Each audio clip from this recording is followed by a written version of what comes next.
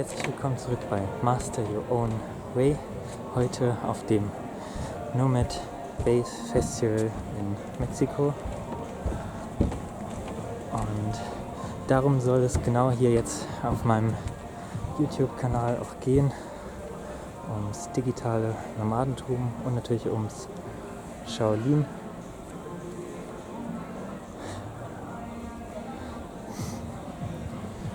Und wie du auch selbst deine Freiheit erreichst.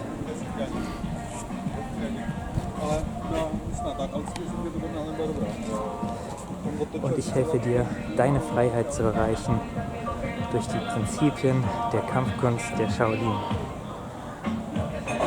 So bringen wir dich auch zu deiner Freiheit.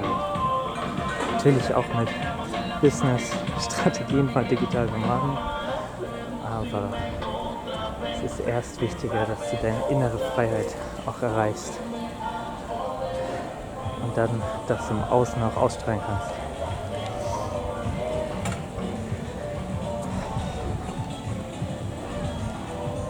Wunderschön hier. Es ist das Coco Reef Hotel. Und hier wird das Event stattfinden. Und da bin ich mega gespannt drauf. Geht jetzt auch in einer Stunde los. Und dann fängt alles an. Die große Journey von mir vom Shaolin auch zum digitalen Nomaden. Bis dahin zeige ich dir, kannst du mich hier rumbegleiten und ich begleite dich auch auf deinem Weg in deine Freiheit durch die Prinzipien der Shaolin Kampfkunst. In diesem Sinne, master your own way. Your job. It's the way you're going to live, is the amount of money you're going to make, is having a job that supports the lifestyle you want to have. So that's why it's so important to decide up front which kind of remote job you want to have. Number two of the things that probably nobody told you about remote jobs. You can try to negotiate going remote. Different kind of things that I'm going to share with you now. So just to give an idea also, with Say Doing, first of all, a little few sentences about the company. What we do is we are building a global social safety net. For the metaverse actually used for? We've seen a lot of it in the news recently with Facebook and so on, but what are people actually doing or potentially doing in the metaverse? Okay, so the first question is about the blockchain domains, how they differ from traditional domains. So first difference is that you own them for life. You don't have to lease them from a corporation. So it's a good investment. Second of all, you can, once you mint that domain name to the blockchain, you can then resell them. You can build a Web3 site, and you can actually put your profile avatar there. So something I should mention is, does anyone know, have you seen those those crypto addresses for hot wallets? Like, they're so hard to remember. So you can buy a crypto domain name for your wallet. Please give a huge welcome to Angela.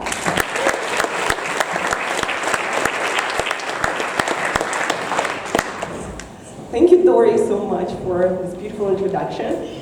And thank everyone for coming here, for your energy, for your attention, for your open mind and willingness to learn things, to get better, to make this world better for all of us through your work. So thank you. And let's get started.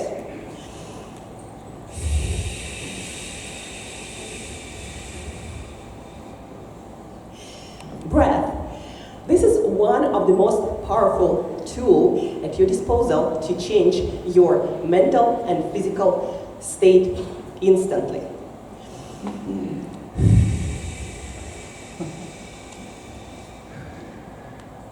The breathing that I'm doing right now is, I like to call this breathing, a little bit messed up my slides, but Calm confidence. This breathing, when you breathe out twice as long or longer compared to your breathing in, will help you to reduce jitters, anxiety, stressful feelings you might be having before important talk, before important presentation, before making that important pitch to investors or that important sales call. So calm confidence, breathe in and breathe out twice as long or longer. I'm using my own tools all the time to bring myself to the best state to deliver my best performance every time. Now, we articles not just basic healthy eating routines. We're not gonna start with nutrition. We're gonna start with sleep though. And why sleep? Now you can eat as healthy as you want, but if your sleep is not on point, if you're still trying to hack it and to sleep less, your nutrition, smart drugs, any kind of lifestyle protocols that you're gonna do to improve your brain performance, your attention, your focus, they're not gonna work. They're not gonna land well. This is the foundation where your brain performance starts. One of the beloved neuroscientists of Silicon Valley from Stanford University, Andrew Huberman, he tweeted that some time ago. Best nootropic sleep, best stress relief sleep, best immune booster sleep, best hormone augmentation sleep. So what is your intention? Before doing anything, what is your intention? And why is that so important? This is so important because without having an intention, I want you to imagine having 2 cell phones. And both of those cell phones are going to be 2 iPhones.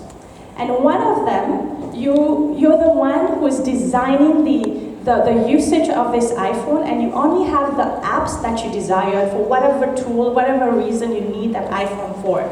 So you have your different folders, you have one for your social media, one for your work, one for your contacts, and so on and so forth. And whenever you use that phone, you know exactly where to go, how to use it, and that phone has been designed with intention. Now on the other side, you have so the sex algorithm is basically how to set your parameters in the universe.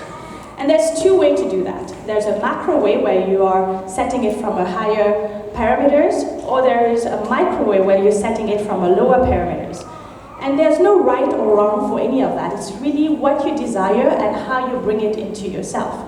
So the macro way, for example, the way that I would do it is I would set up, okay, I need the person to be respectful. I need the person to be kind. I need the person to be authentic. I need the person to be kinky. Those are my parameters. And then on this side, which is the micro way, the parameters are, I need the person to look like this, to do this, to have this much this, and be very detailed. And the more detailed you are, this is the more micro approach. Again, there's no right or wrong, but the way that it's been sent out in the universe as frequencies are different. So I will remove the context of sex in this to give you an example. We'll use the same approach with the macro and the micro. So the micro in this case is somebody asking that they want to win the lottery.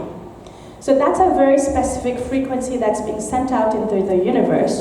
And because it's so specific, for it to attract something that's a magnet and become into reality, is the probability mathematically is very small, because there's more people asking for that and less chances of this happening. So that's the micro. So if I go here and I go on the macro, I want wealth. So I'm not defining what wealth is. So now there's unlimited frequencies searching for wealth for me to make it into reality and bringing it back to my life. So the chances of this happening quicker, more sporadically, more amazing in different forms is going to happen sooner.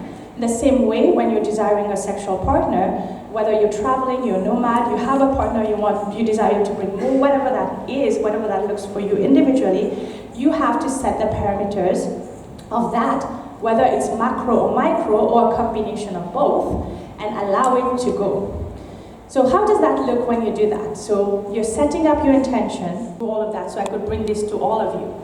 And it's very challenging because they don't understand quite well what I do. So it's really heartwarming for me to have all of you here to listen to me. So I want to thank you very much, and I will take any questions that you have. Thank you.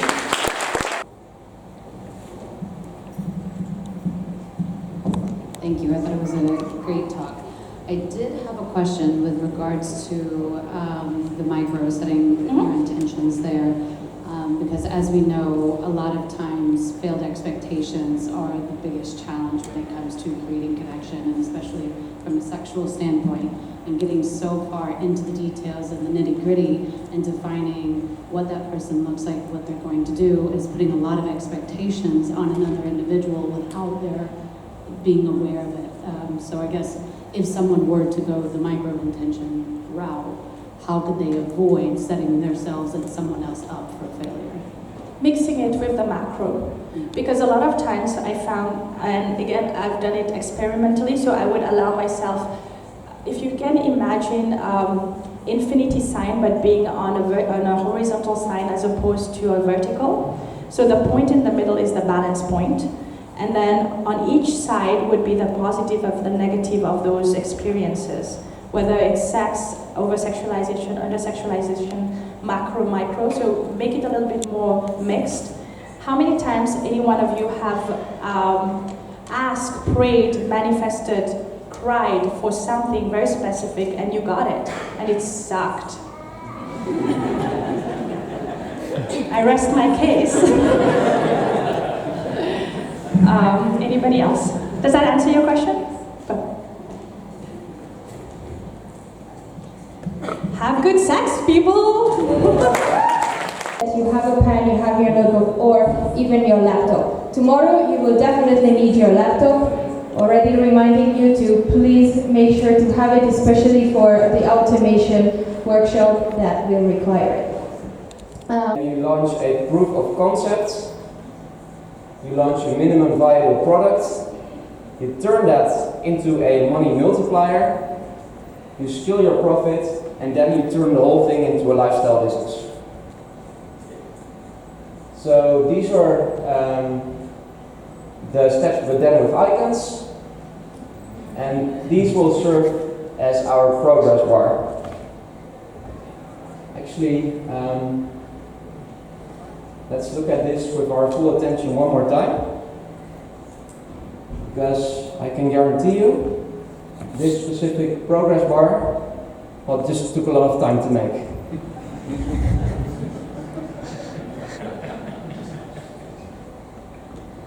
The first step, generating business ideas. Well, every business solves a problem, so it always starts like, okay, which problem can I solve, or what can I improve? And that's something you do 24/7 wherever you are. You continuously notice problems around you and keep a list of that.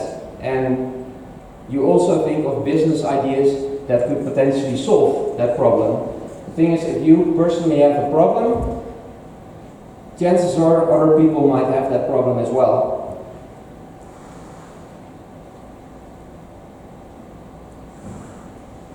So then the question to you, from those who want to start their own lifestyle business this year, who doesn't have a specific problem to work on or a specific business idea yet? I think just two, so that actually got three. So business by freeing up time, and it's a very well-known process of eliminating the things that are not essential to generate the profit you want to make, automating what cannot be eliminated, and outsourcing the things you cannot automate. So for example, I eliminated nearly all client calls, which freed up a lot of time, and also it makes sure I can work whenever I want. My working hours are flexible. I automated marketing budget communication, and some things you just can't automate, like a certain percentage of customer service requests, and then you have to outsource, you have to pay someone to do it. And that's it basically. And now if you want to build your own lifestyle business, which I I think what can give you a lot of benefits and increase your quality of life a lot, it's really time to take action. So I actually think like this should be enough knowledge to get started building your own lifestyle business. And I see a lot of people who want to start a business, but instead they keep accumulating knowledge, like they keep reading books and watching videos, whatever, and they never take action. And it's kind of comfortable maybe, because if you don't take action, you also cannot fail. But if you want to have your own lifestyle business, I think the only way to go is to really take action as soon as you can.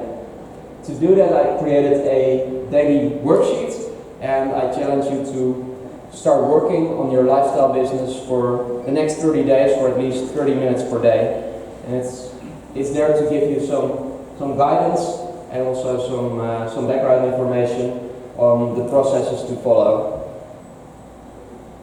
If you have any questions during the process, you can reach out to me and I'll just see if I can help you out. So basically that's it. That's it.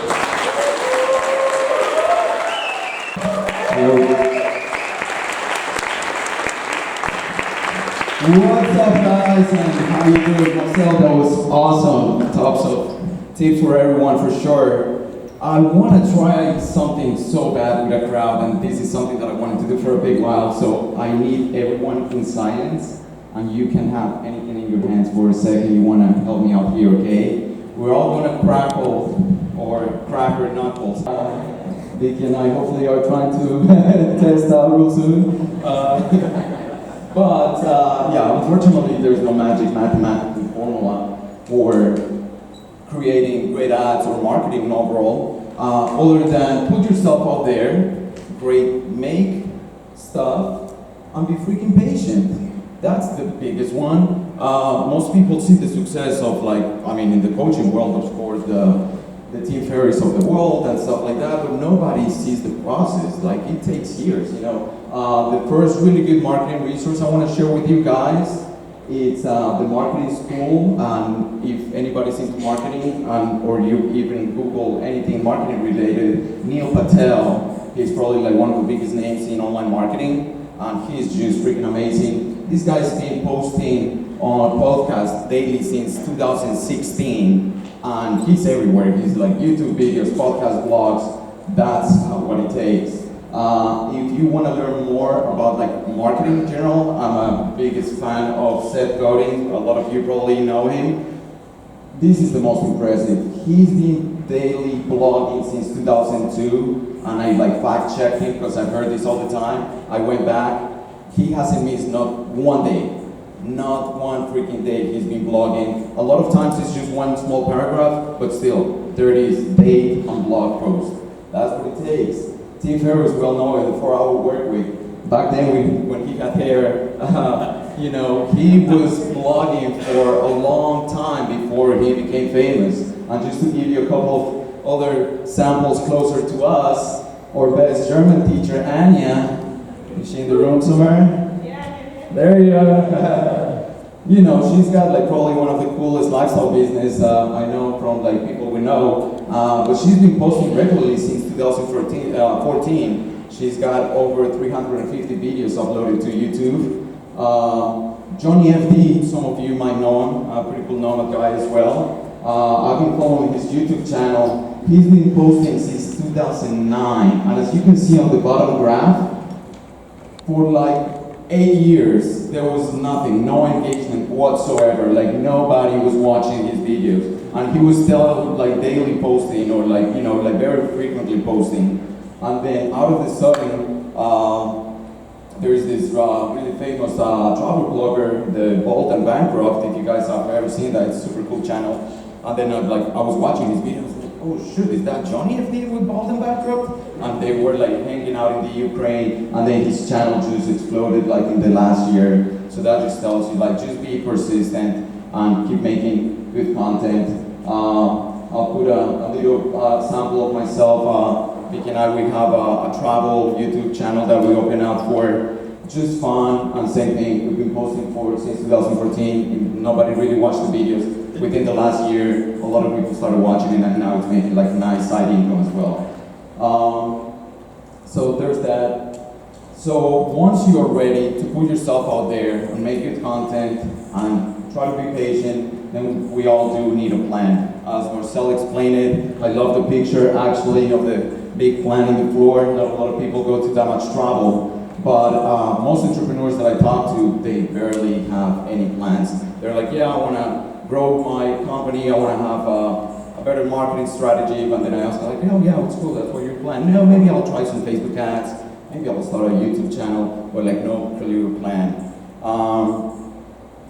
That picture that I saw from Marcel of the plan on the floor, very impressive. I haven't seen many people do that, but if you want to do it maybe on a cleaner form, marketplan.io, it's a great website and tool to lay out your marketing plan. They have some free plans, some premium ones as well, but as you can see, you can pretty much start tracking and creating. So there's millions of things that you can do for online marketing, and what I always tell people is try to focus on one, then once you are successful on that one, then start thinking about your next step. I see a lot of people trying to grow a Pinterest channel, a YouTube channel, blogging. I mean, if you have a big marketing team, yeah, maybe that would be cool, but like if it's just a small team or one person, believe me, it's impossible to do it. So try to stick with one channel, get success on that channel, then start thinking to move into the second channel, and so on.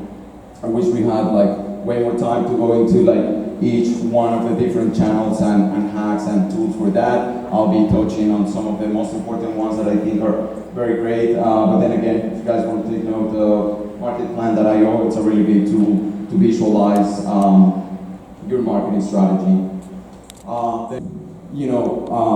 Correct, but it will give you a great basis for you to go ahead and start writing on top of it.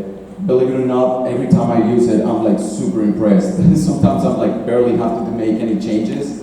I don't use some of my copywriters as often as I used to for some things, but it's definitely a great tool that I highly recommend.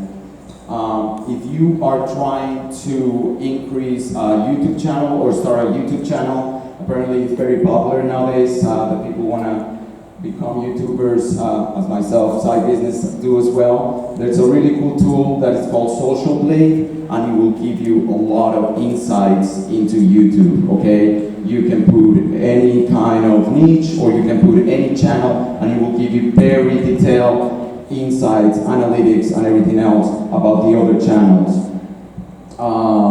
For the people that were looking for some business ideas, here is one that if you wanted to do it, I've seen it many times over on YouTube. Obviously, if you have a business, this is something that you can use, but like if you were looking just for like a side hustle, you could literally like go to Writer or like go to Social Place, do a little bit of research on niches that you're interested on, then you can see how much these channels are making. They give you like an estimate on the monthly budget. So I saw like this Animal Tube, TV, whatever, they're making like $2,500 a month. And I checked these videos and they are all done just what I'm about to explain to you guys. So what you do, you go to Writer and you put a topic. Let's say you want to do a YouTube channel about cute cats, whatever. You will do, okay, best breeds of cats for an apartment living. Writer will create an article for you. Then you get that article and find a text-to-voice app. You'll be surprised how natural some of these voices are nowadays. A lot of the videos and actually podcasts that I think we listen to nowadays are probably auto-generated and we don't even notice they sound so real. Then you go to Storyblocks, which is a free royalty video website, grab a bunch of videos, boom, you have a video. I've seen so many big channels and there's no one behind them. It's just automated copy, audio, and videos. And that's a little side business if anybody wants to take on that. With a cookie on their browser and do remarketing ads on Facebook. Again, I wish I had more time to explain all of these in detail. Obviously, if you have any questions, let me know. I would love to sit with any one of you like one-on-one. And then if you are interested on and you have a service where you can actually scale it. My good friend Bjorn, he runs Lead Hero, which is an amazing company for lead generation and scaling businesses on autopilot as well. So if you make it here, this is where you get to automate, scale, and hopefully relax on the beach with a really cool business. So this is it for me, and let me know if you have any questions.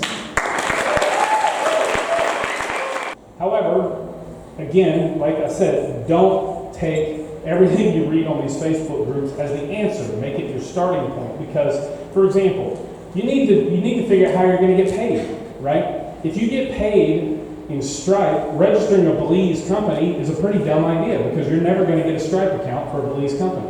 As a matter of fact, registering a Belize company in general is a pretty dumb idea, because it's probably the worst jurisdiction on earth to have a company. Okay?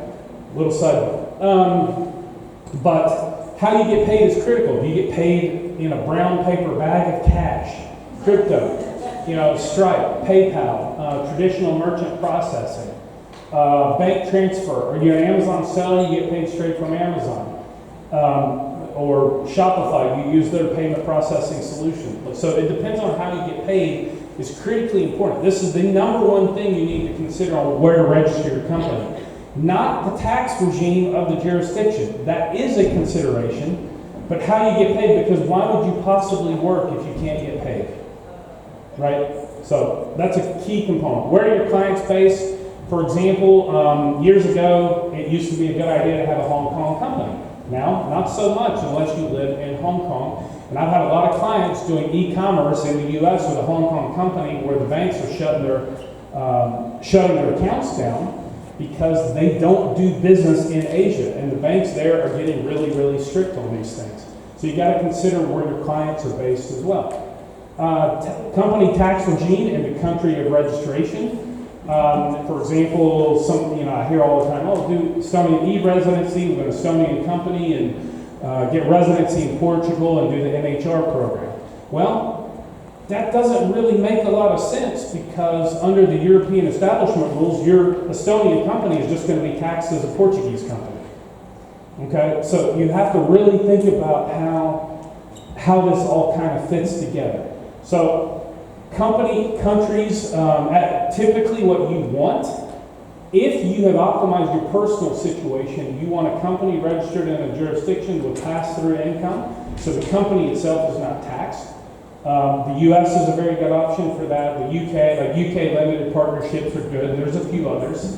But then you have other things to consider, because maybe you need a holding company, for example, to retain earnings or something like that. So anyway, that is basically the end. I'll just leave that if anybody wants to contact me. It's info at Global Wealth Protection.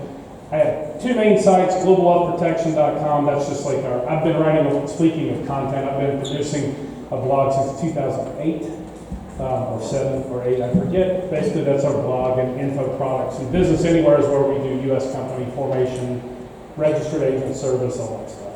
So, any questions, or did I kill the question time? Yes, a little bit. I want to be careful. We're going to continue. Now we know how to start a business based on our passion, but in order to make a profitable business, you also need to have clients, and hopefully you're going to have clients that you love working with. And luckily, this is the topic that we're going to discuss, and we have an expert for this.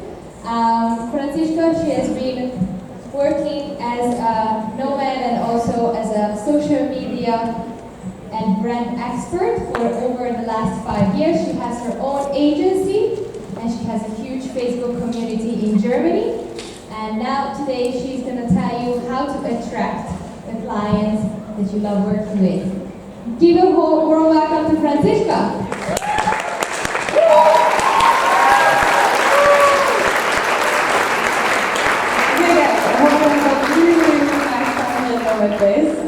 Before we start this workshop, I would like to start in a different way, I would say. If you can close your eyes for maybe 1 minute with me together, that would be amazing. Would you do that for me? Okay. So I will tell you on a journey now. Close your eyes. I see you. Okay. So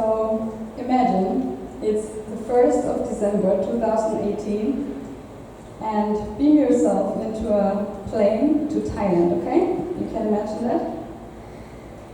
So you're sitting in that plane and your suitcase is full of dreams. Your biggest life dreams that you could ever imagine should come true now. You know, if you land in Phuket on this day, finally your whole life will start to change. A life full of freedom, self-determination, and of course, independence. I think you can relate to that if you're here. So you arrive there in Phuket and you enter your hotel room.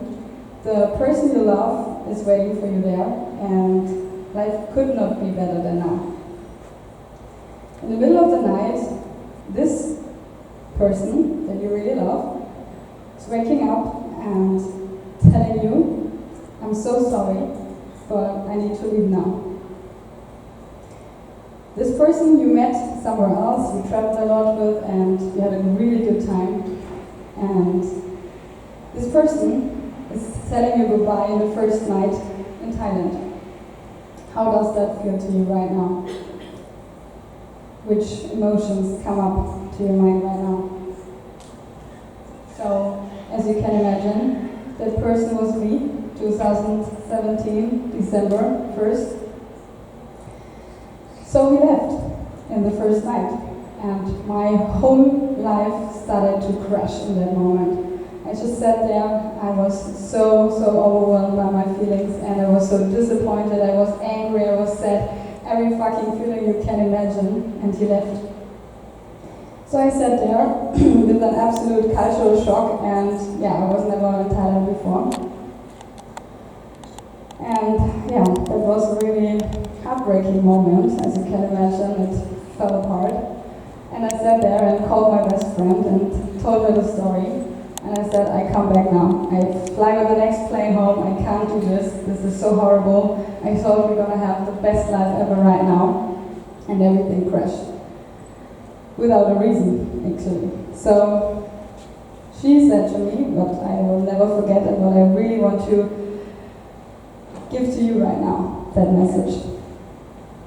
She said, Francie, if you go home right now, if you fly home, there's nothing left. You sold your car, you sold your flat, you sold everything, you have nothing left there, and you came there with a dream. You will not fly home right now. So, as you can imagine, I stayed. And that was the start of my journey. I'm a little bit shaky right now, that story is still a little bit difficult for me to talk about. And that was the moment when everything in my life turned around. I started my business. I worked for the DNX, for Markus and Felicia. I don't know if you know them. It's a German festival in, you know them, great. It's a German digital nomad festival normally in Berlin. And yeah, I worked for them and I learned everything I needed to learn to start my career as a digital nomad. So now I'm here, 5 years later, speaking to you guys, so it's an absolute honor. Thank you for having me here. And why am I telling you this story today?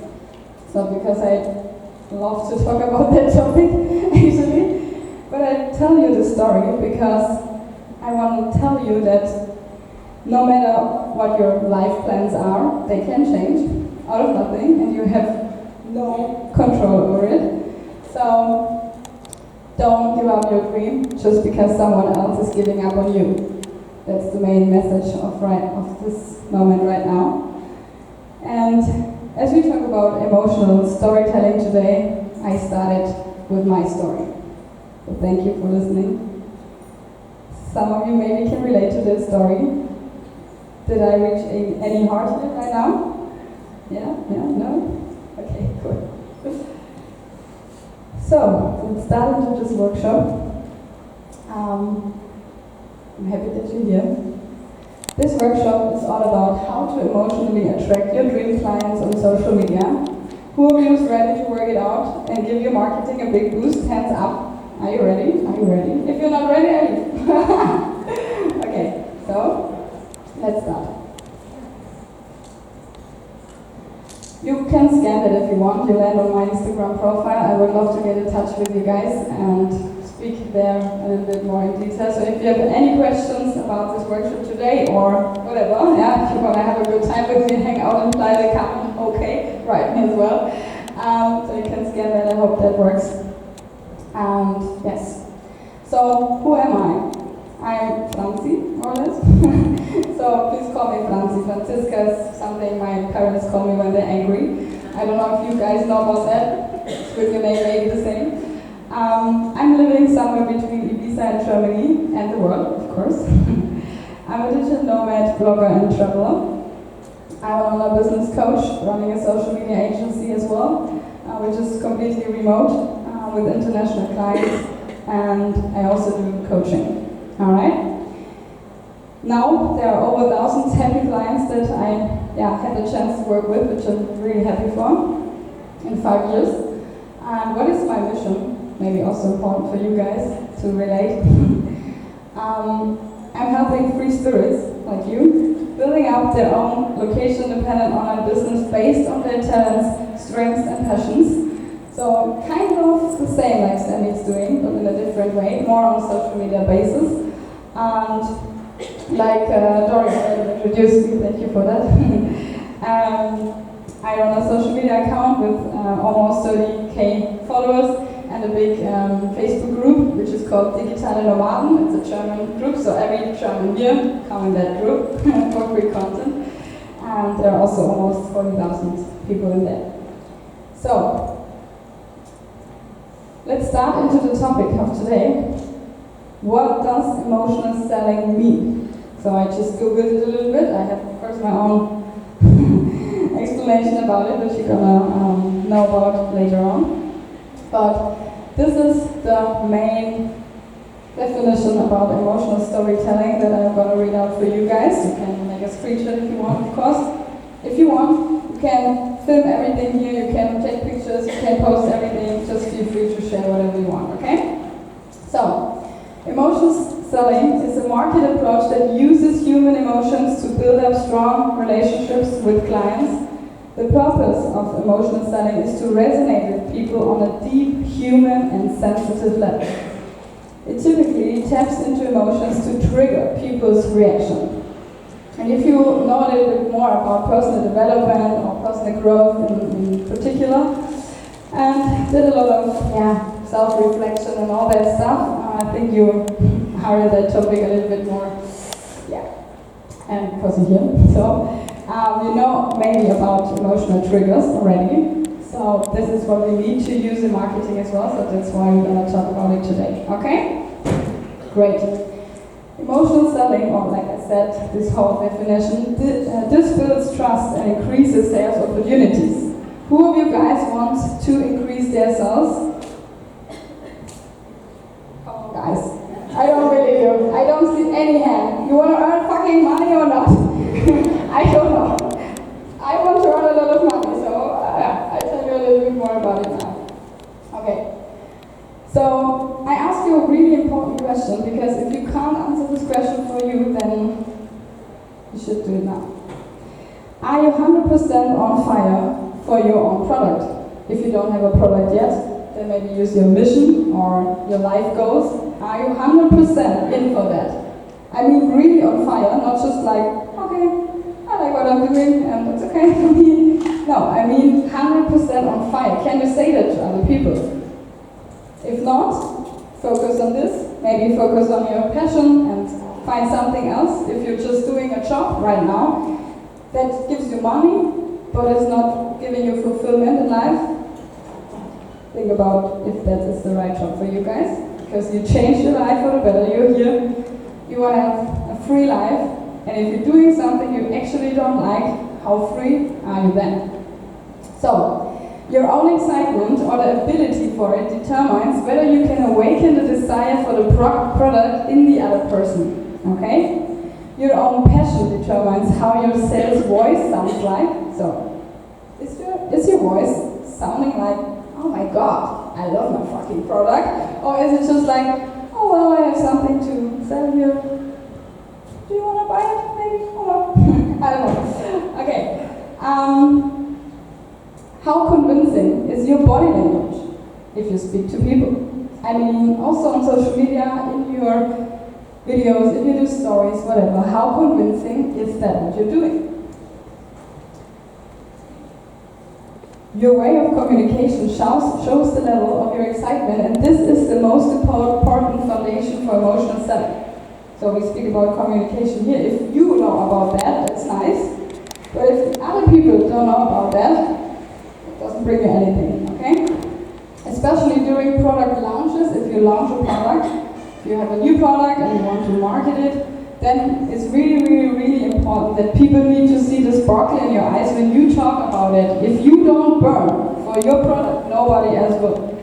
So please, if you take something with you today from this whole conference or from my workshop, this is the sentence you need to remember, okay?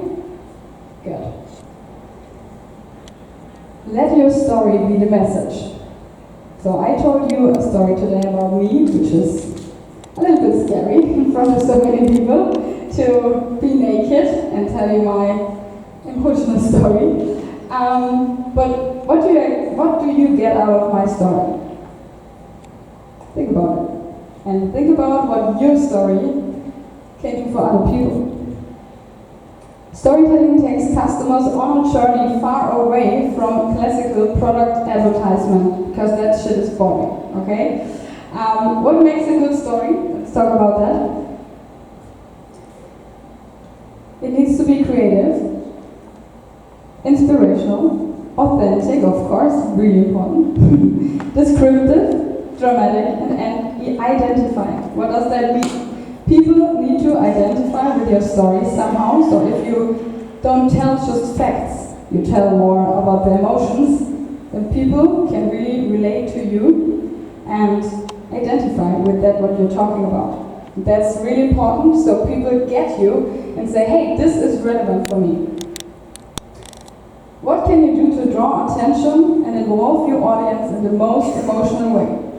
Please use words for this to describe feelings, emotional adjectives, use that, and also active sentences and metaphors. That's a little bit of grammatic topic here right now.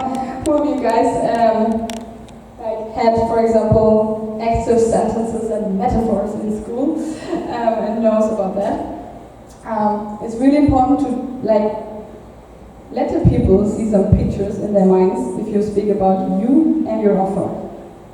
Okay? And if you use emotional adjectives, for example, I'm so disappointed, then it's different than you say, there is disappointment. So don't speak in nouns, okay? If you think about grammatic or whatever, German class, English class, whatever you join, speak in adjectives. Maybe some of you guys know about the AIDA formula. It's quite common in Germany. I don't know if you know about this as well. So this is how you can, how can I say that? Build up your postings, build up your emails. If you use social media to market yourself, you can use this formula to make a nice post. Yeah? Who of you guys is already posting on Instagram regularly? Okay. Who we used to emails or something to their clients, sending them on? Okay. So what we need to do first thing is raise awareness for what we're doing. So this means if you don't grab the attention of your desired customer, you lose them right away. So if the two first sentences in Instagram, for example, doesn't really do anything with the hearts of the people, they won't read the rest. That means you're fucked, because you can't sell in the first two sentences and say, hey, I'm selling you this and that. There needs to be a little bit more around it, you know? So raise awareness in the first parts, especially on Instagram. The two first lines are super important. That the people click on the button, read more, and if they don't click there, and your marketing message and your product message is down below, they won't know. So, then, we need to build up interest in the people. And how are we going to do that? Any ideas?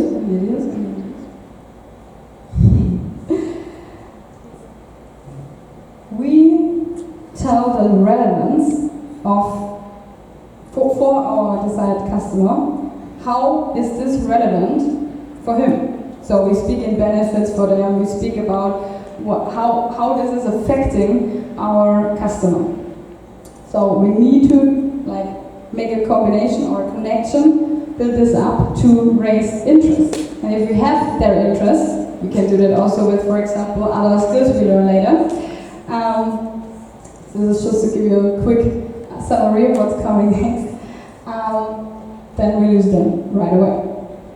So, desire. What is the desire? We need to create the desire that the people, of course, want your product.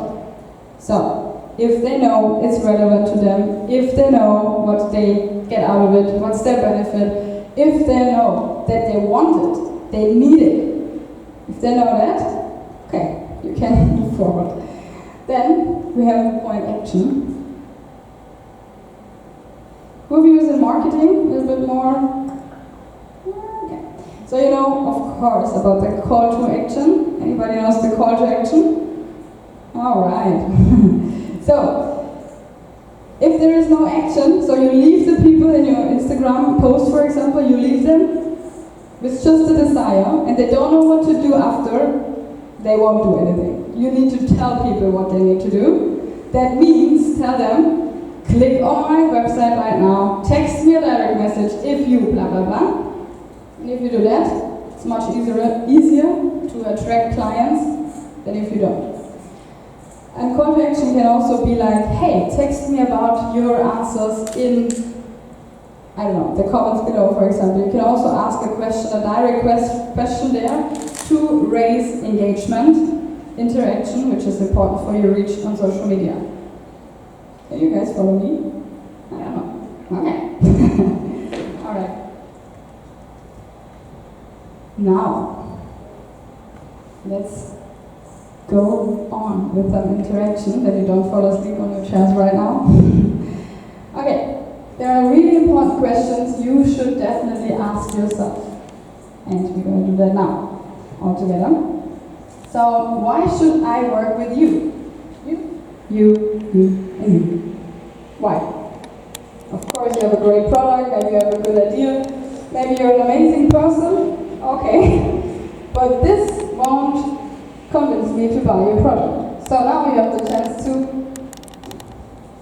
convince me, if you want. So, why should I work with you? What are your values in business and how do you communicate them? And which story of your business or your private life, when it's connected to your business of course, inspires other people to tell this story. So I would invite you, I come down now to you guys, I would invite you to answer the first question. Any volunteers here? Okay, that's right. Why should I work with you? Tell me about it. Thank you, Francie. First of all, great presentation so far. And for us, we have a branding agency. Our approach is not selling people, but having people come to us. So we sell through inspiration and showing them what we do and what we stand for. And by doing that and showing that, people feel attracted by our values and what we do. And so we don't really have to tell people why they should work with us. We show them and then they come. Okay, got it. What would you say is the specialty about your company and about you as a person? Because, of course, the people also want to work with you, no? So first of all, it's my personal story, my experiences, and what we stand for. Because we as a branding agency, we have strong values. For us, it's all about authenticity and our approach. So I think that makes us unique and people either feel attracted to it or not. Why should I work with you as a person? You have to feel attracted by what we do or not. That's it. I feel attracted. Okay, perfect. Okay, thank you guys. Thanks, Perry. Why should I work with you? Any others? And if you speak about values, he said authenticity, approach, whatever. So because everything that I've done is experiential, so I'm not putting anything out in front of people without testing it thoroughly, bringing it back to the group of people and collecting data and back and forth. So it's a lot of experience. Can you tell me a little bit more about your values in business and how you communicate them? Again, authenticity, honesty, ethics, morals, yeah. How do you communicate it? How? Where? My client base is mostly on LinkedIn. So on LinkedIn, Instagram is more about my personal journey, but my actual client base is on LinkedIn. Okay, this was great. Thank you so much. Yes, I heard LinkedIn. This is where, but have you an idea about how to communicate your values? You can say, hey, freedom is my biggest value.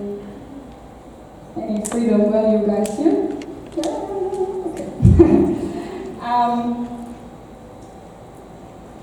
Any ideas about how you can communicate values if you don't say this is my value? Emotions.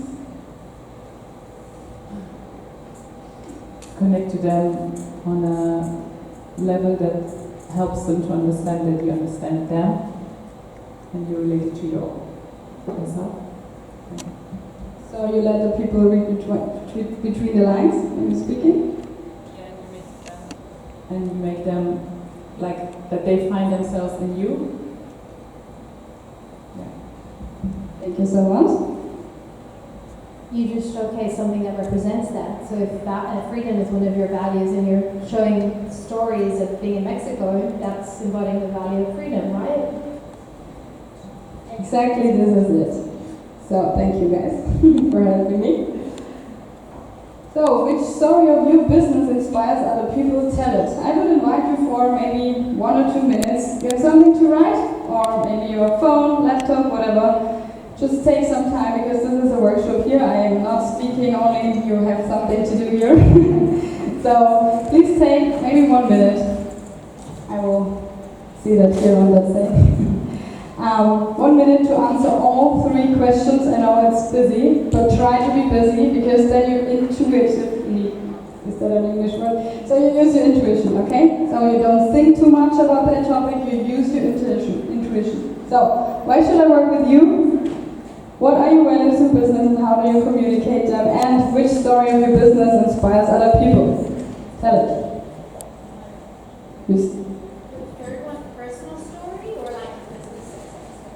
If your personal story relates to your business somehow, because it made you who you are, then it's important. Okay? Okay. So let's start now. 1 minute.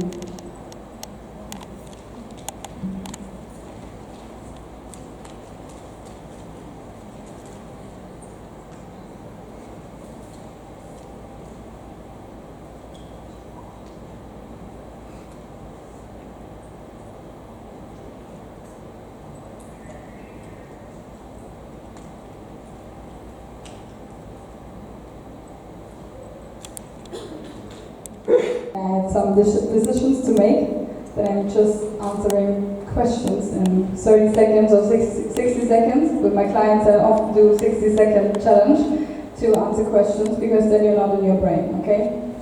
So, next slide. Who and how is your dream client? Have you ever thought about your dream client? Who of you works already with their dream client? Oh my god. Yes, 100% dream? Okay. Who of you doesn't work with a dream client right now? Okay. Ask yourself these questions. What is his or her name? Please, it's not a target group, okay? So a target group means women between 20 and 50 years old, whatever. Mother and having a problem with their body, you know? Like they want to have a personal trainer or something like this. This would be maybe kind of a target group, but we speak about dream clients, so they get a name from you, okay? So this is one person, this is not a big audience, it's one person. Mine is Nicole, 30 years, from Augsburg in Germany, and she fucking hates her life. She's doing a job she actually don't like, and she's so into health and nutrition and sport, and she wants to make her business working on social media. So that's what she's all about. Which needs does he or she have? How does he or she sees himself? So how is the identification or the identity of this person? What is important to him or her? Which information is important? And where does she get information from? For example, on social media, for example, from forums or communities on Facebook, whatever. Be precise there. We don't just say, she's probably on Instagram. This is not enough, okay? Please be a bit more detailed here. You can use, for example, 5 profiles that your dream client would be following. So let's say if you are a personal development coach, you with a business, and your dream client is, whatever, Natalie. So think about what is Natalie doing the whole day, how is she feeling, and of course, where does she get information from? And if she's into personal development and interested there, probably she will follow Tony Robbins. Who else? Any idea? So in Germany would be Tobias Beck, maybe, if you know him. Or it's maybe Timothy Ferris. So these are the accounts my dream client would be on, okay? So if I know that, I can focus to search there. If I want to attract the right clients, I need to be where they are, okay? So if I'm searching clients somewhere and target everyone, you won't reach anyone. So this is why you really need to be exactly where your dream client needs to be, okay? How is this person feeling right now? We speak about emotions right now. So, how does he or she wants to feel, actually? You have the power to gain that feeling for them, or to, build it up. And now, the most important question, this is why it's in fat letters. What feelings, fears, problems, worries does your dream customer have, and how can you help to solve them? And I ask again, someone of you. Just give us a little bit detail about your business, otherwise it's a little bit strange. So, it's not only the product itself. They don't mind about your product, sorry to tell you. Don't cry now, please. They don't mind about your product. They just mind about their transformation, their change, the feelings they get with your product as well, and all the other things I listed up here. So, what does your client actually get when he or she buys your product? It's always sense of life, or a quite nice lifestyle, a change, a progress, results, emotions, experience, knowledge. Think about your own business. What do they get when buying your product? And be precise there as well. What experience, what knowledge, what change? Like if your client is at point A in his life and coming to you with the hope that you can help him, you bring him to point B, okay? So think about what is point A and what is point B you're gonna bring that client at.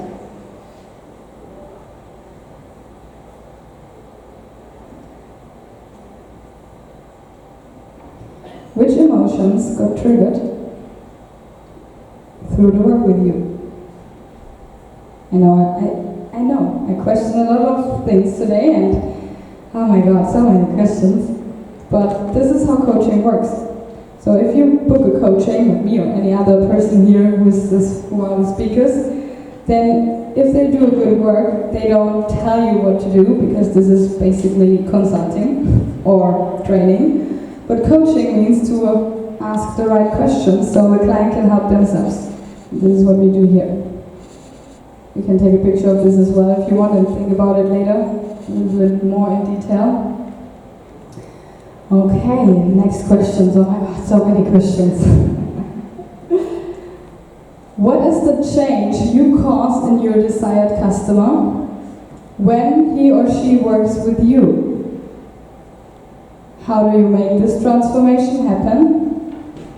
What is the best case scenario, the worst case scenario that a person moves into when he or she works or works not with you? Last question, I will describe a little bit more because this is a tough one.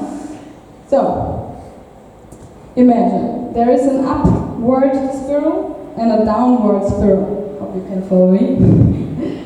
So, if you meet that person at point A and he is not working with you right now, what happens in the worst case scenario? Questions or... Okay, I just come down, I ask you again. Think about it. Let's do the last question before any other question. So what is the best case scenario or the worst case scenario, we do both, that a person moves into when he or she works with you or not? Any volunteers here? Patrick again, okay, come in the back. Don't be shy, people.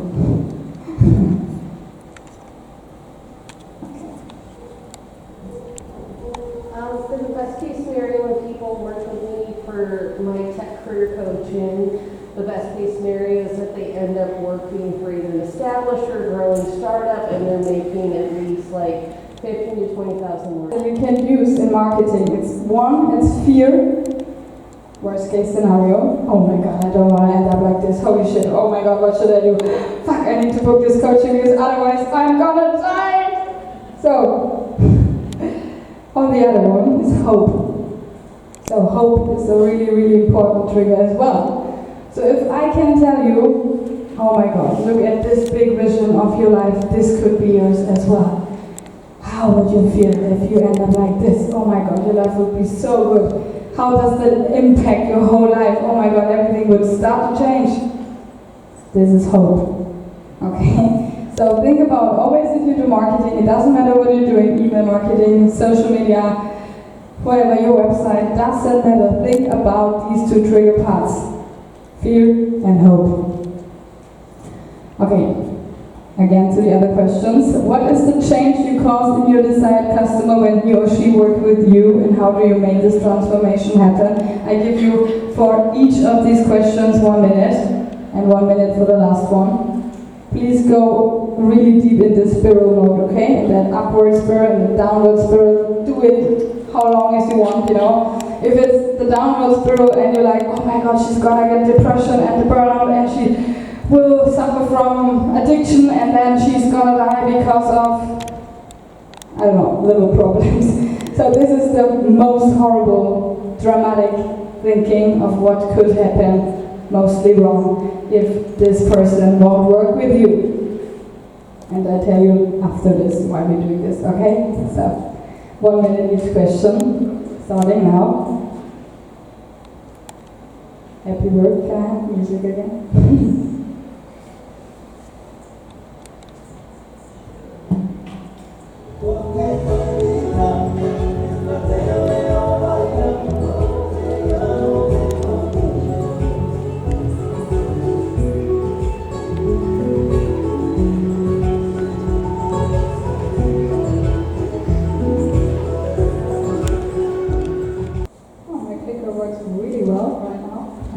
Okay, what emotions and cells have to do with each other? I don't know if you know that, but it's a really hard part here. 90% of all purchase decisions are made from gut feeling. What does that mean? You don't decide from your brain or from your mind. You decide out of your belly feeling. 90% is a lot, no?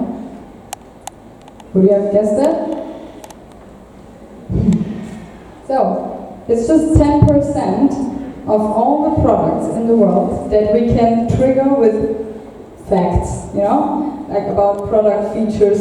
Let's take washing machines, for example, yeah? I want to know about all facts about this amazing washing machine from Siemens. How many kilogram closest do I get in there? How fast is that moving, that thing, you know? So this is what I want to know. And of course, how much time do I save? Because maybe there's a rapid program that makes it faster for me to do laundry. So there the features and the facts are important. But if you work with people, for example, you run a social media agency or you do coaching, and it doesn't matter which field, it's so important to not always talk about the features of the product. I show you later an example of how you can do that for yourself, but please don't attract don't try to attract clients by using always features and facts about your product. They don't mind. So we need to trigger the emotions, like I said before. In every stage of this sales process, the buyer has an emotion, which means, for example, you see yourself standing in the supermarket, then you want to pay. In the end, there's a huge line and you're waiting in line and you're like, oh my god, why is she taking so much time in front of me? I'm busy. Hurry up a little bit. So you're waiting there. What happens? You're waiting and you move your head to the left side. Fuck. Kinder Bueno waiting for you. Or maybe also some chips. Oh my god. And you're like, oh shit, I'm so hungry. Maybe I should get the chips, or maybe also the Kinder Bueno. Oh, please give me both. So it goes into your thing. How do you call it? To the basket? I don't know. So you stay there, and what happened to you? It was an impulsive decision that you bought the fucking Kinder Bueno. Could die for this. Oh my god. So they knew about the feelings of their clients in that moment. Then you're waiting in line, so stage of a sales process, and you can transfer this whole thing here also on your website, for example, or in your complete selling process. So if you have a website, for example, people come on your website, they buy one product.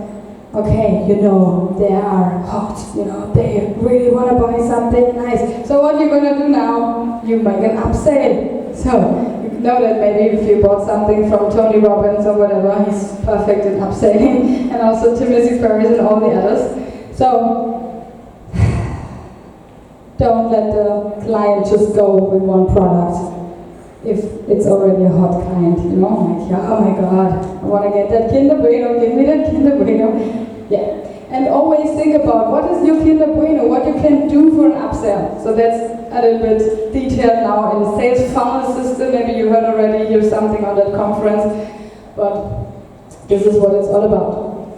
Only if we can perceive and interpret these emotions, we can respond to them with the right communication, of course, with the right texts and the nice pictures that show that emotion. And then, again, our brain forgets facts but remembers feelings. So I don't mind about your wonderful coaching program that takes 8 weeks, and then it's also nice because you have your WhatsApp support, and oh my god, this is so amazing because you have also a Facebook group. Oh my god, I just fall asleep. Thank you for pitching your product. I don't mind. Sorry that I'm so mean right now.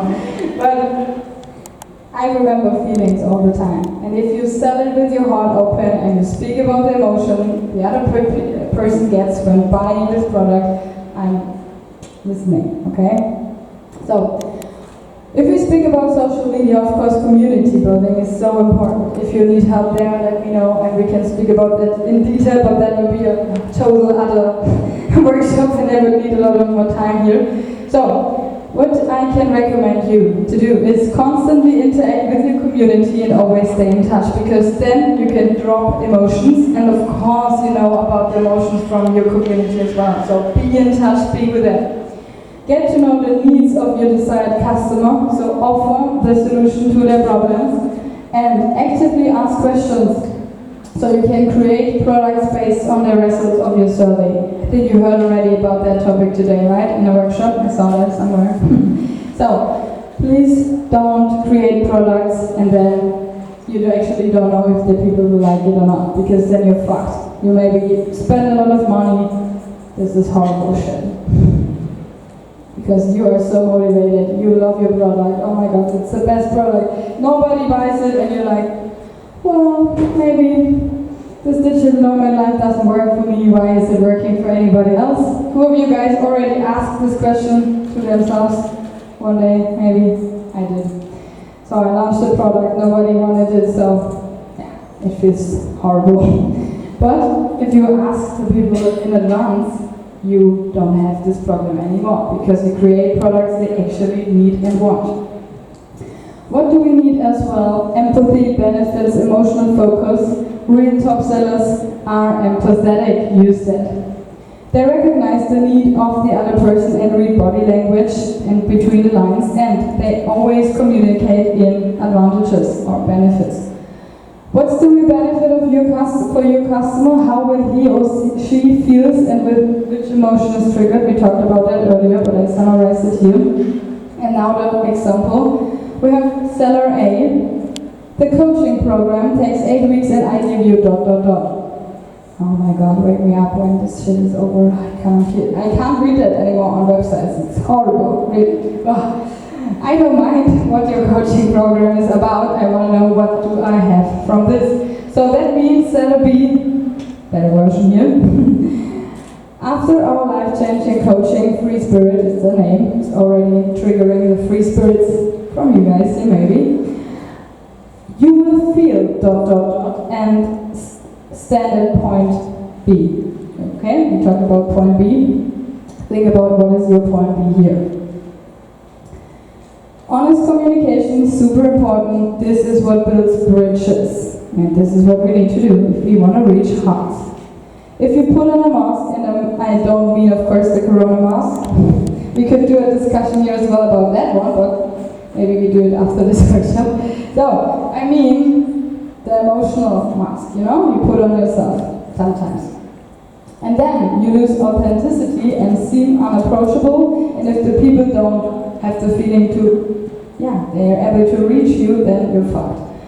And it's not just about building a bond with the target audience, but also about being able to continue to look in the mirror. There is nothing worse in this world than selling something and you're like, oh my god, I'm so fake right now, I need to sell something that I actually don't like, and I just feel so salesy, is that a word, right? So please make sure you sell something you actually like, because then, oh my god, you can still look in the mirror. Being imperfect creates closeness and offers the possibility for others to identify with you, because nobody is perfect. Nobody is. And imperfectionism, come on, who's perfect? Nobody.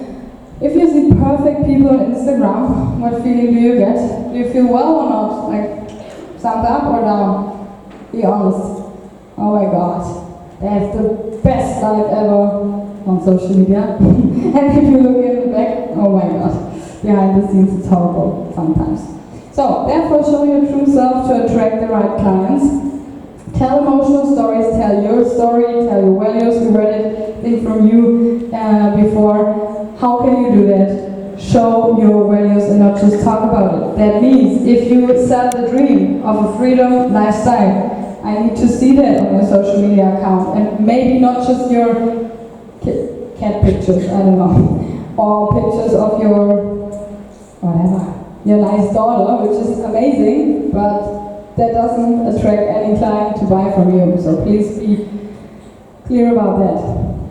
Address feelings of your dream customer by using emotional storytelling techniques and all the answers to the questions we worked on before. So you can use all questions I asked you today. I hope you made screenshots. If you didn't, you can ask me on Instagram. So I sent you the presentation if you want, if you have it. And yes, as you know, my name is Francis Footprints on social media, and this is a sentence I would like to give you for the end here. Leave your own footprints. Stop comparing yourself. If we only ever follow the footprints of others, we will no longer leave our own and make ourselves extremely exchangeable, and exchangeability is the worst thing you can do, because then you're not unique on the market. If you're not unique on the market, somebody else will buy from somebody else. So, shit. Okay. Only when you're willing to show your true self and deeply understand your dream client, you can attract the right people, especially on social media. Guys, we have it. Thank you for your attention. It was a pleasure.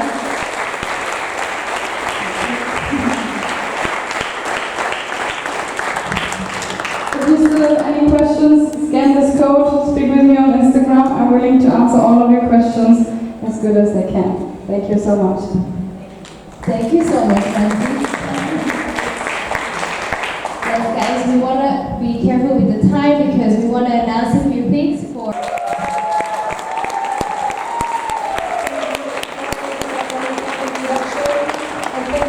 being here today. I only have 25 minutes, so we're going to have to go through this very fast. I wanted to, let me see. So I'm Rosanna, as Dory just shared with you. Can everyone hear me well, by the way? Yes, everything's good. I've been launching affiliate programs and running affiliate programs for companies for over a decade. It makes me sound really old, but it's the truth. I've been doing it as a freelancer, as a consultant for the last 6.5, ever since I started my nomadic journey. So that's what's bringing me here today. And I can share with you everything I learned after obviously making millions of mistakes so that you don't have to. So let's learn what affiliate marketing is first, because I understand that in the room you might have people who understand a lot about affiliate marketing and people who don't know much about affiliate marketing. Who does not know what affiliate marketing means? Hands? Yeah, that's fine. Absolutely fine. Cool. A lot of people do know. It's cut off a little bit on the bottom, but I hope you can still understand. So there are a couple of important words that I'm going to use throughout the presentation. An affiliate or a publisher, those are the same things, is someone or a website who have an audience and who can promote products or services. And it could be any product, right? It could be a course, it could be software, it could be a physical product.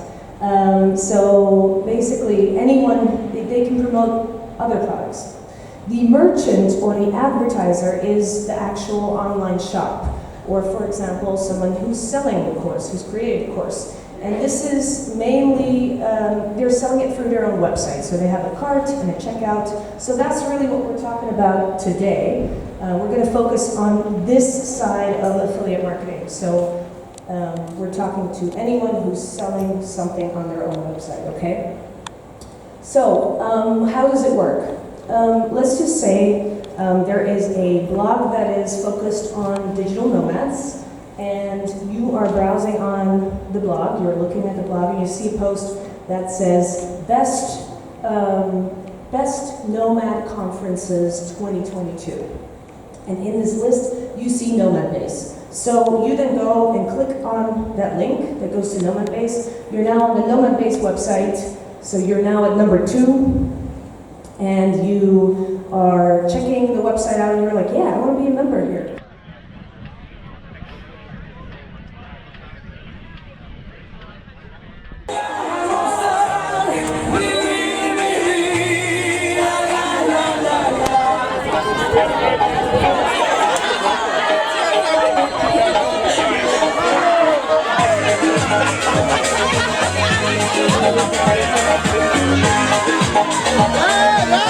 Hola amigo, ¿cómo estamos? Bien, ¿y tú?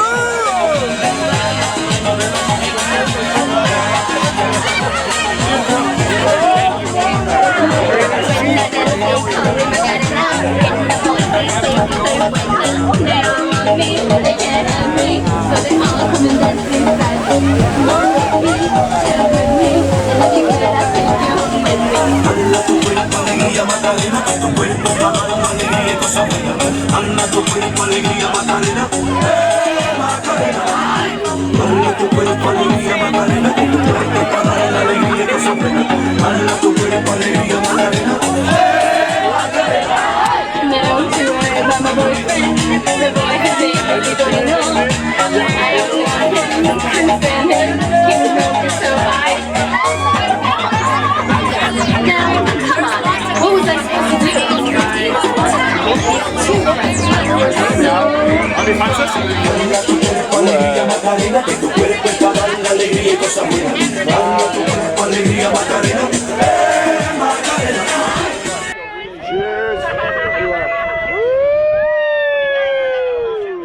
Wait, yeah. Okay, go, go.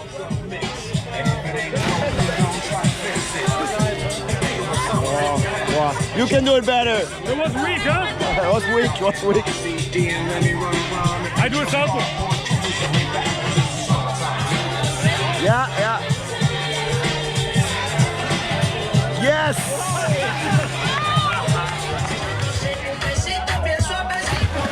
Nice!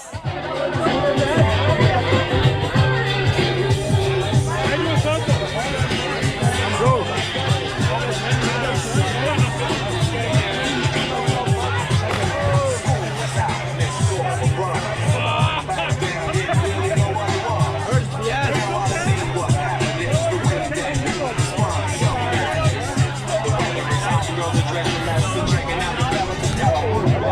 Backflip. Like this, because that's when they create. Look at that beautiful toe. Everybody needs a toe.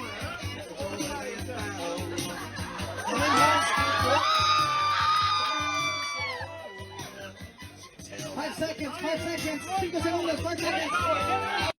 Vamos a empezar. Here we go. Ready? 1, 2, 3.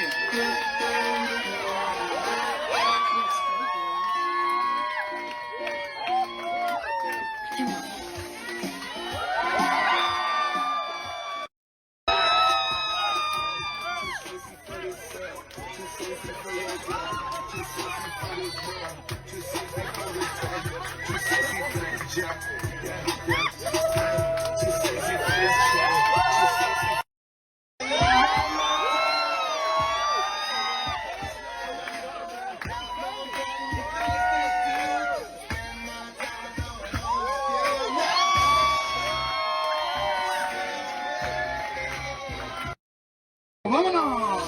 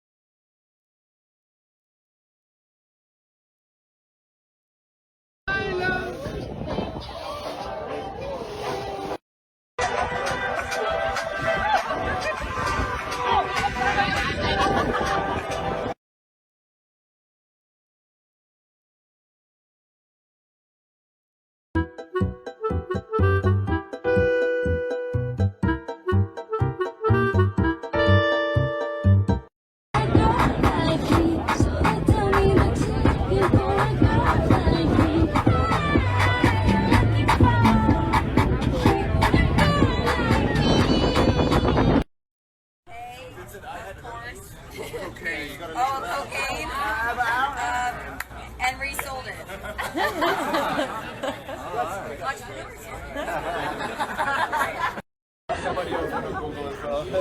This one says, I was in prison in Cape Town.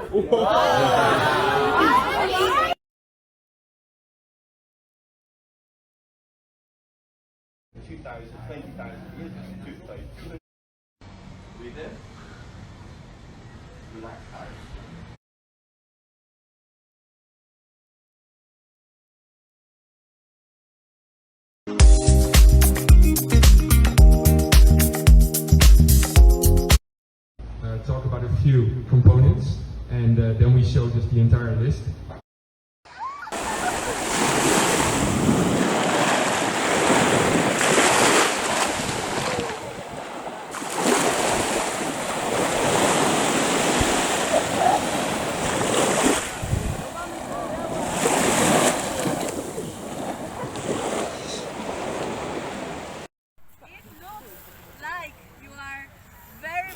Into the middle of the body, but you're not.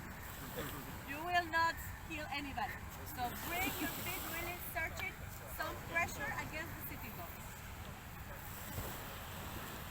The face's hands will be holding my ankles, and from here I start to lean down like I'm sitting in a chair, I keep resistance back against her hip and we lift it up again, finding this 90 degrees position. The hole I have of her ankles, I will replace it for a C grip like we were doing underneath her arch of the foot.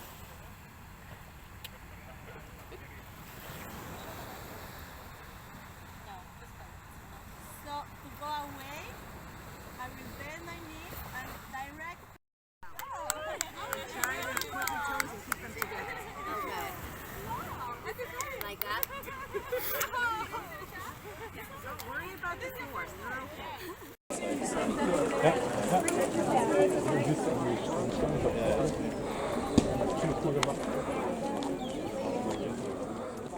¿Ya ves? ¿Ves la bolita que está allá? Ahí tienes que meter el bote. Imagine, guys, imagine for the celebration, the people here. I repeat many applauses like this.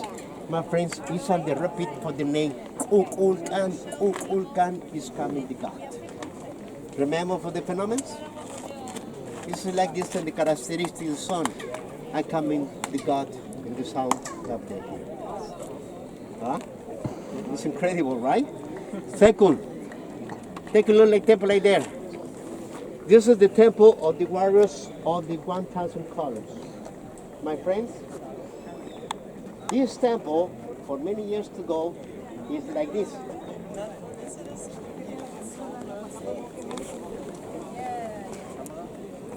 When was that picture taken? Yes. Question? No question. But it's only many years ago. It's similar, you know, for the principal one, construction, the temple.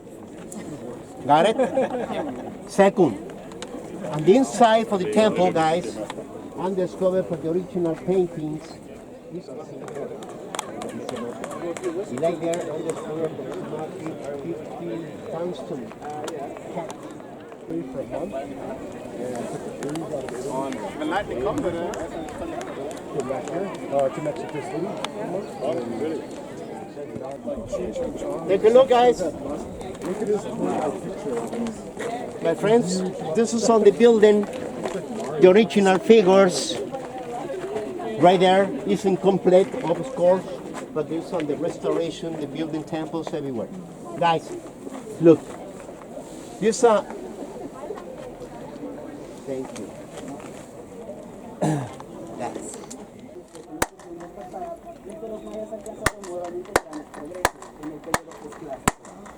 What is the original name of the Pok? Huh? But this one, the more important, the people participate in this 1 hour like this here, guys, and penetrate the ball and finish the game. For the one capitated for the winner team, these are the offering the life of the God because maybe I be back on the reincarnation.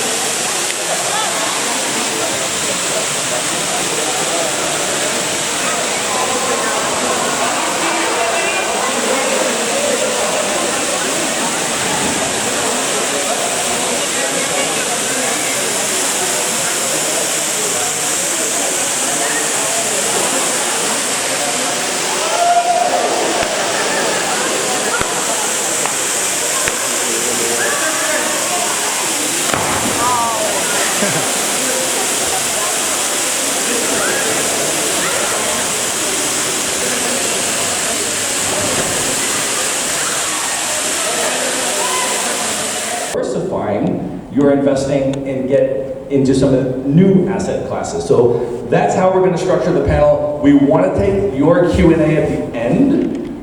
So we're going to have a little conversation here, and then we're going to have your questions, and we want this to be interactive, okay? We want you to walk away with as much value as possible from this. And so I want to open it up and start with Isis, because you do teach on a regular basis financial literacy and money mindset. Can you start us off with this panel with some tips and ways to think about investing overall and why it's important? Yes, thank you so much. Can we give it back to Matt, you guys? Let's give a clap for Matt. So first and foremost, I would definitely say just knowing that money is not outside of you. Money is an energy, and when we realize that we have control over money and money doesn't have control of us, it puts us in the mindset where we're not in scarcity, we're not in lack mode, because we know that we're very abundant. Second thing I would definitely say is putting yourself in position where you are the overseer of your finances. And what I mean by that is most people don't even have a financial budget. They don't know how much comes out of their check when it's time for entertainment, or how much comes out of their check when they're, when they're going to the grocery store. So having a financial budget in place puts you in position to be able to see where your money is going. And when you know where your money is going, you're able to identify money leaks. And what are money leaks? Money leaks is money that you think that you don't have, but because you don't take track of your finances, it's leaking into maybe going out every weekend, eating out. We're here in Mexico, everybody loves tequila. So you want to put yourself in position where you're able to see what's going in and out of your account. And I would say the third thing would basically be, never invest what you're not ready to lose, right? Because investing can be risky. But if you use smart tactics, what we'll speak about a little bit later, you'll put yourself in position to be able to lower your risk. So never put your rent money or your child's college fund into an investment because you want to flip it really fast. And then the last thing I would just say is read Robert Kiyosaki, Rich Dad Poor Dad. How many people have read that book, by the way, just so to make sure? All right, so everybody's pretty much past step one. The 2 or 3 people that haven't, go ahead and grab that one. But Harry, I'd love for you to sort of expand on that a little bit and share a little bit about what you teach in terms of financial literacy and money mindset. Yeah, so I would totally agree with all of the comments you just mentioned. 100%, this is very important. And I would just start by saying, of course, a lot of you guys are in investing, some of you want to get into investing, but it's not about which stuff do I buy next, what is the next hot thing.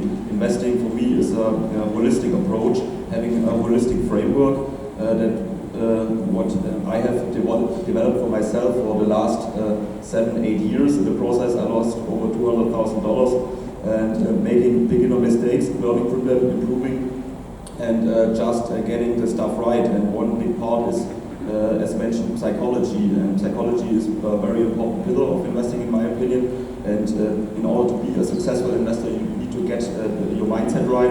And one thing is, of course, you start with yourself. That was mentioned already. You need to get your house in order, your mindset in order, and that means also having financial resources, some starting budget where your living costs and your basic needs are covered. Because when you make investing decisions, you need to have a very calm, rational mind, and you don't want to get emotional, because when you get very emotional, you tend to do the wrong things, because we are human beings, and that's pretty much how markets work. So what I would say is just have some financial resources, that this stuff is covered, so that you don't need the money that you invest, and only the excess money that you have, invest this. And I think this will put you in a good position. And the next thing is also, I would say, about financial markets, how they generally work. You have some buyers and some sellers, different asset classes, of course, stocks, real estate, crypto assets, but all markets work the same way. You have some buyers and sellers, and those buyers and sellers are human beings that are driven by emotion. And even the most rational investors, even the most professional investors, they tend to have some sort of emotion. It's a natural thing, you cannot avoid it. But the problem is some unexperienced investors, some retail investors, when they get into some new markets like crypto assets, which are very volatile, or some stocks, they see something going up in price, and they tend to rush in without doing any research. So this is really a decision that is purely driven by emotions, and this is the wrong time to get in the market, because the pros, they will tend to get in the market when there's not a lot of interest in some markets, you know, markets that are under the radar, and usually those markets are depressed also from a market sentiment point of view. The emotions and the psychology of the market is relatively negative. The pros accumulate positions, and when the market is slowly reaching a reversal and an uptrend, then of course the unexperienced investors tend to get in more and more and more. Then you tell your neighbor, your taxi driver, and so on, and then the last guy is into the market, you know, and the rest of the move, the upside, usually you have a parabolic advance in stocks or crypto assets. These are the less experienced investors who are purely driven by emotion and cannot manage their own psychology, so they are not aware of their own emotions. But as an investor, you need to be aware of your own emotions and not make these beginner mistakes, because the pros, they will cash out at the top of the market. And just as a thing for you, try to be aware of your emotions and try not to make very over-emotional decisions, and don't rush into markets that you don't have any experience in. All right, thanks. Santiago, can you talk a little bit as well about your sort of psychological approach to money mindset and investing? Yeah, definitely, and I think personal stories are big when it comes to investing. And COVID, I mean, it was terrible for a lot of people, obviously. For me personally, it was like through the agency, we lost tons of clients. With my wife, we have a couple of like rental properties that we have. So we actually, with Airbnb businesses, that they were like completely empty for a couple of months. But thankfully, like the thing that saved us, it was diversification. You know, like you read it, like, and that's always like chapter number 1. But that was like real life, because I have like so many people I know, like even people in this community, that they like double down on Amazon business, they double down on Airbnb. And I mean, who knew, you know, like 3 years ago that this was gonna happen? It's like definitely no way. So having multiple income streams is by far probably the biggest thing that I can tell everyone to start working on. And you can start small. I mean, like that's the thing. Mostly everyone thinks it's like, oh no, I need a big budget. Like no, you can start bringing in like a little bit of money here and there and start building up. And to add on to what Isis was saying in the beginning, I think the really good tip is to like pay yourself first. You know, most people don't even have a budget. Most people don't even know where their money is going or coming from. But once you do that, I see that a lot of people are, you know, first paying, especially with nomads, travel expenses and all of these other expenses that we always have. But then mostly everyone forgets to invest oftentimes. So it's always better to like, if you pay yourself first, invest that money, and then pay everything else, then that way it starts accumulating month after month. So I want to build on that concept and ask you guys a question about sort of maybe it's a continuum between diversified investing versus this concept of focused investing, right? And really becoming a niche expert in a particular asset class and cultivating an advantage in that asset class because you have studied it so much and you know it so well, you understand it so well. So I want to sort of just ask you about maybe that continuum, because on the one hand, you're talking about the advantages of diversification. On the other hand, if someone's here, let's say they're not really invested in a diverse array of things, how do they even approach that? Do they start saying, okay, I'm going to invest in 5 things before I really understand them well, or should they go deep into one and really understand it and try to cultivate that and focus there and then later diversify? Like, what's sort of and let me start with Isis on this, we'll go back around, but I know you're invested in a lot of things, but you're also an expert in certain things, and I'm wondering how you would advise people to start with the focused versus the diversity. Well, I would definitely say before you invest into anything, you definitely want to know what you're investing in. You want to be a product of the product. And so what I realized is that, you know, trading Forex, when you know how to trade, you pretty much can look at any type of chart and figure out, you know, what's going on in the market. But I would definitely say making sure you get down and knowing that subject, getting some cash flow from that, and when you have some consistent cash flow coming in from that, then you can get ready to branch out to something else, whether it be, I don't know, getting a vending machine or, you know, putting it into some cryptocurrency. But you know, the whole thing is to have your money have babies for you. And when that money has babies, you take those babies and you raise them up to go do more work for you. So yeah.